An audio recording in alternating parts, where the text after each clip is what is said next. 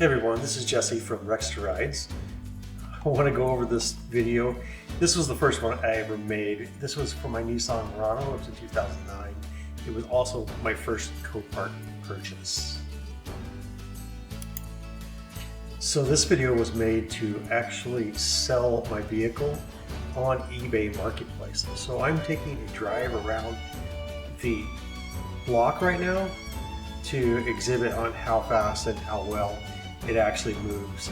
It was also had the air conditioning on and definitely demonstrated that reversed and drives. Has a backup rear view camera, as well as it's got electric fold up seats from the front. So you just push the buttons and they'll fold up automatically. Obviously it wasn't new, it wasn't perfect, but it ran well. Amazingly enough for 254,000 miles. Has telescopic wheel, dual moonroofs. It had the works. I mean, this thing was loaded for its 2009 year.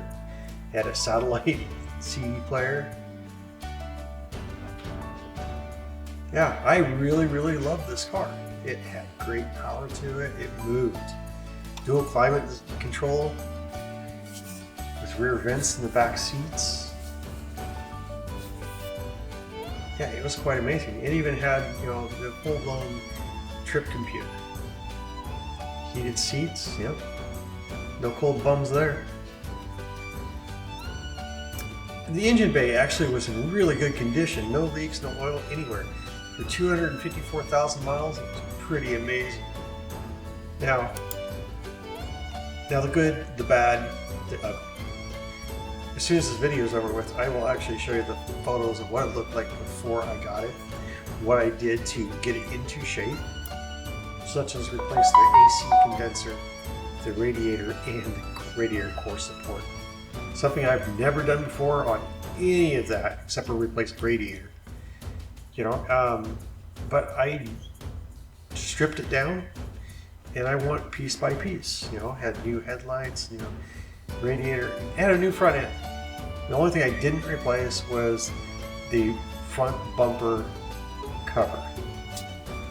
I even replaced the cans for the bumper support. Had great wheels, great tires. It had Wild Peaks. Great tires. They looked really mean on this car too.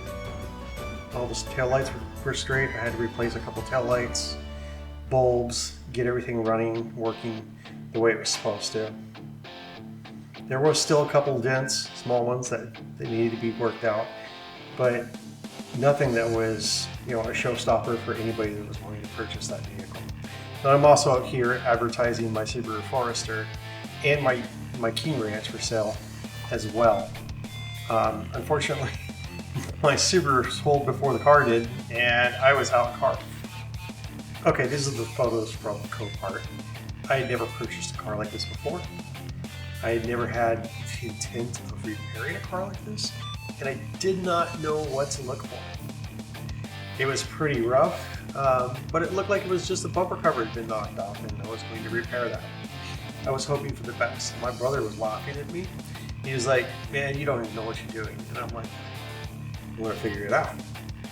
And he just kind of dogged me on. But as you can see, things kind of had their ups and downs. The car did run and drive, and it'll show it here in this picture right here. It's actually running. Interior was great except for the dog hair, and the woman had done her makeup and nails inside the car. Then I found out about this. You see the bumper right there is just tacoed, and then the radiator and condenser were completely destroyed. So I quickly figured out why people did not want this car. Didn't pay a tremendous amount for it. It was like $1,300. 256,000 miles on it. But then again, it has some pretty good damage to it. Missing the full radiator pack. The rear end had dents. The front end had dents. The sides had dents. Everything had a little bit of work to it. And pretty soon I started stripping everything down, bought all the parts, and started putting it back together. Then when I got to the bumper, I realized that the crush pins were broken, were bent, were destroyed, however you want to say it.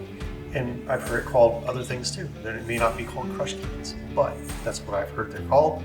So I had to quickly order some of those. Then I bought a new bumper and I started putting everything back together, and everything kind of went like clockwork.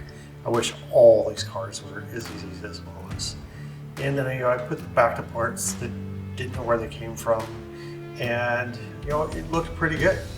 The end result was I had to put a little bunch of missing things together.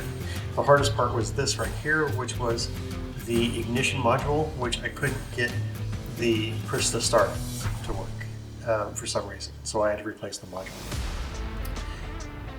And here's the end result. Looked good, had the Wild Peak tires on it. I actually think that those are the wrong wheels for that car, but it looked good nonetheless. And I mean, it was not a bad looking vehicle. I had to replace it. When I got done, I drove it around for a few weeks just to make sure everything was running good. I actually had it inspected in Spokane, and then I got licensed right after that. Then for a few weeks after driving it, I put it up for sale on Facebook Marketplace, and it sold quickly. I put it up for $4,000, and actually $39.99 because it overrated the $4,000 mark. But it didn't take but like 2 or 3 days, and someone came with cash and just purchased it. They didn't even ask questions, but I gave them the full rundown about what I'd done to the car and how I'd been put back together, and they were in love. That's the end of the story. This is another Rex Ride story.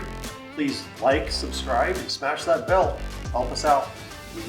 We care a lot, but we do too.